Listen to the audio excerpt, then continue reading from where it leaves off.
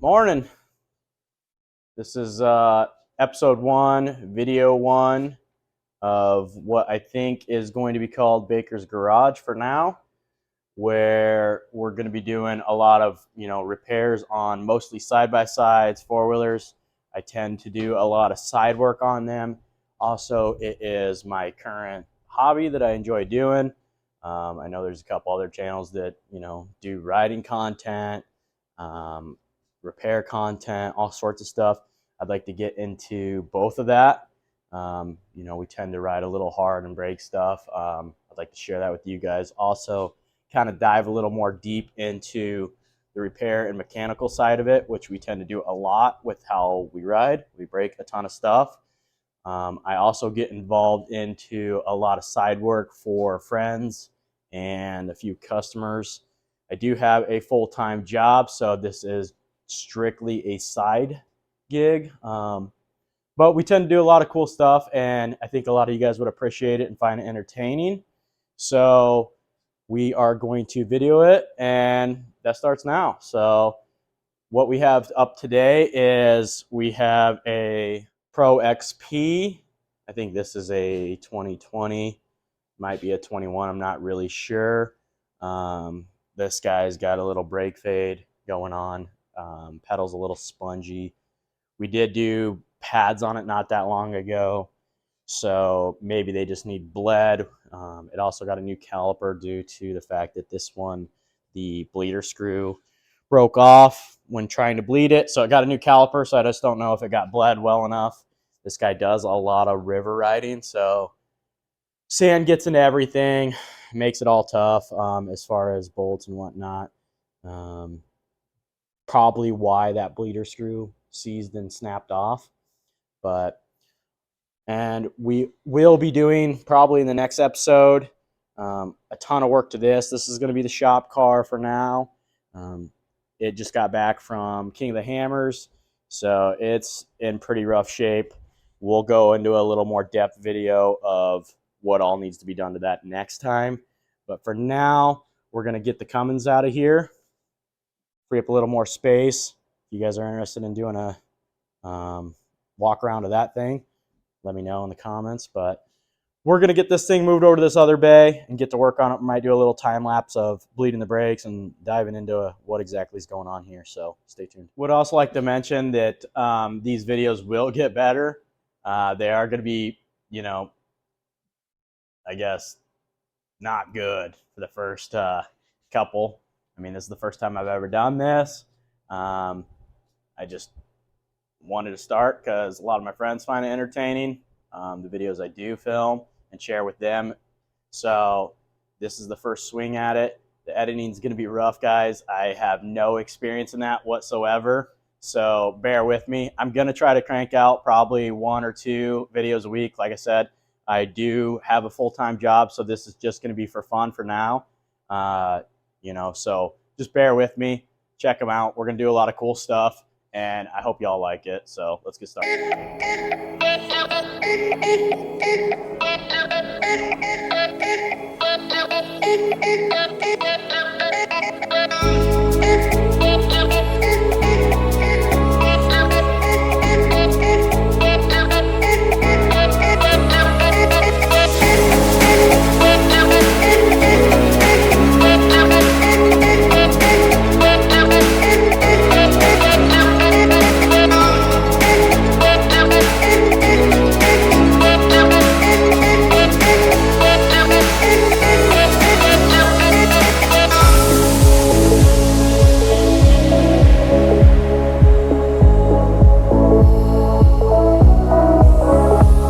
You guys have ridge grapplers in the Midwest, Nittos.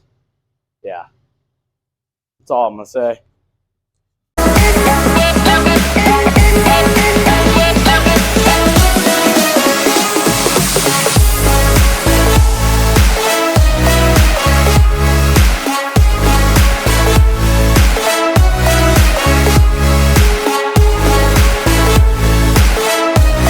All right, we're going to start by jacking it up and getting the tires off of it and just try bleeding them to start.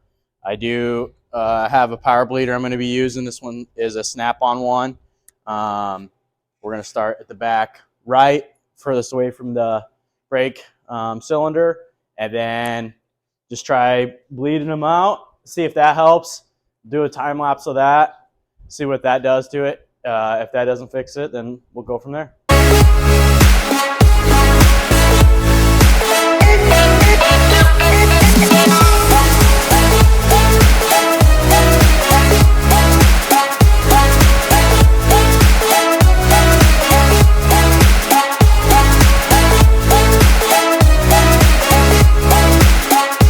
Harbor Freight jack stands. Yikes.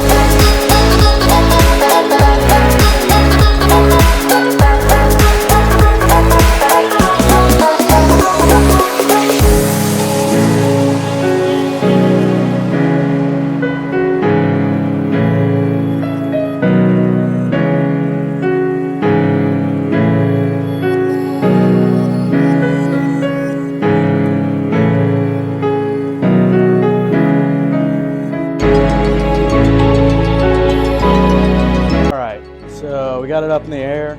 We're going to start bleeding the brakes with this power bleeder. If you guys aren't familiar with these, essentially you just hook this into your air compressor, and then you take this little hose line, crack the bleeder with an 8 mil, and then hook this onto the bleeder, squeeze the trigger, and this creates a vacuum, sucking the fluid through. Ideally gets all the air out of the line. It's easier to do. One person with this.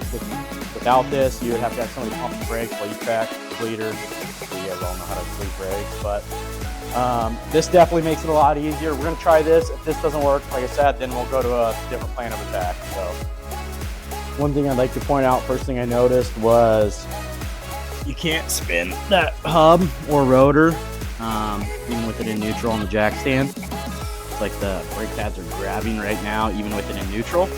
So I'm going to take a 5 mil Allen and back off that little bolt there, try to free up some pressure. I'm not sure what they're supposed to be set to. I've always, when I change brake pads, put that screw in until the brake pads meet contact with the rotor, and you're still able to freely spin the rotor with it in neutral, of course. So I'm going to do that first, and then, like I said, I'm going to try bleeding them from there. We'll see where that goes. I'll set you guys back up on the stand, do a little time lapse.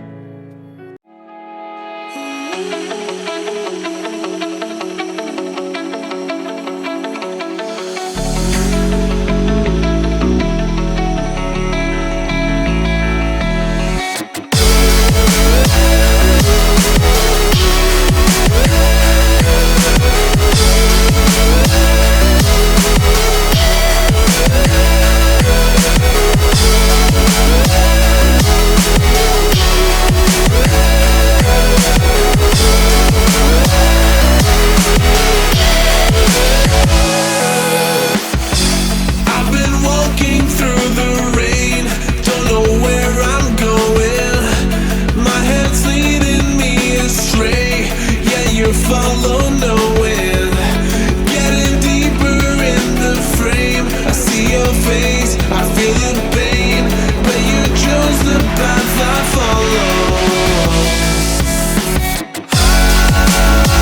I'm in love with the way that you hold me when I fall back down, and I'm in love with the words from your voice that put me off the ground now. This love's been a long time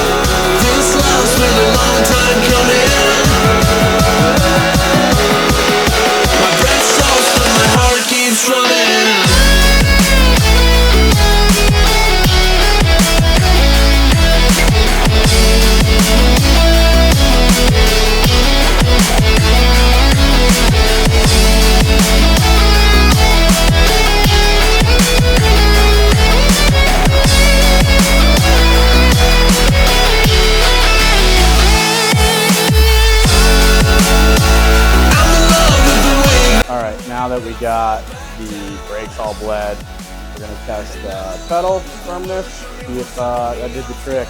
Bled all four.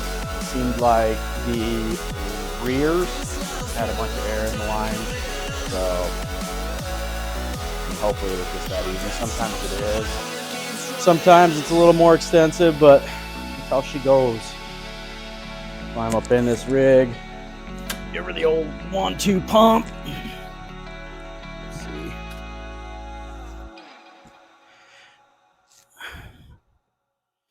Yeah, I'd say that feels way better. I mean, most razors you got about 2 inches before the pedal gets firm. I can't push it to the floor, so I'm hoping that that did the trick. I might pump it up a few times, see what that doesn't do, see if it does end up getting soft. Also, I'll let this car sit in here probably till this weekend. We did end up getting a few inches of snow, so I doubt that this guy's going to pick it up today anyhow. So we'll let it sit, and we'll see if they get soft due to sitting. If they do, then there's a crack in the line somewhere. But I think as of right now, it's fixed. So.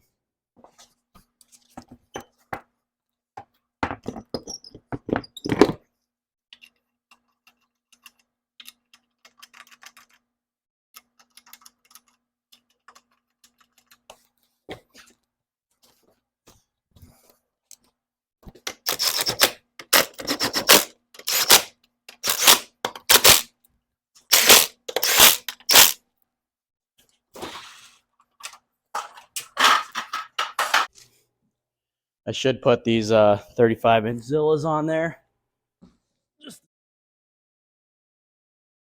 All right, I got it back on the ground. All 4 tires are on it. I think I lost a little bit of footage there, but if this were my vehicle, I absolutely would just ugga-dugga it. I'm all for ugga-duggas. But being that it's not mine, I will torque the lug nuts. I believe Polaris says 120 with the torque wrench foot-pound. So yeah, that's what I'm gonna do. You guys can do whatever you'd like. Like I said, if it were mine, I'd ugga-dugga it. But yeah, so you guys do whatever you want, or gals, whatever you go by today in today's world. I don't know. Might identify as a impact gun. I don't know.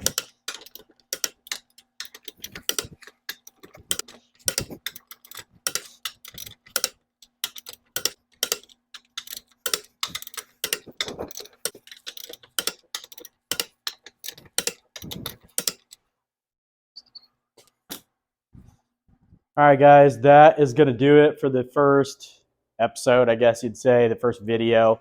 Like I said, you know, it might seem a little boring, a little dry. It's going to get better. We got a lot of stuff coming up, a lot of cool stuff. I mean, we're just kicking off a riding season. Like I said, we got a bunch of stuff coming for this thing. It's missing, as you can see, a ton of parts. King of the Hammers was not good to it at all. We might even do like a rundown of what's all done to this machine. It's got a lot of good stuff done to it. So, I mean, stay tuned. That's coming up. But this is it for the first episode.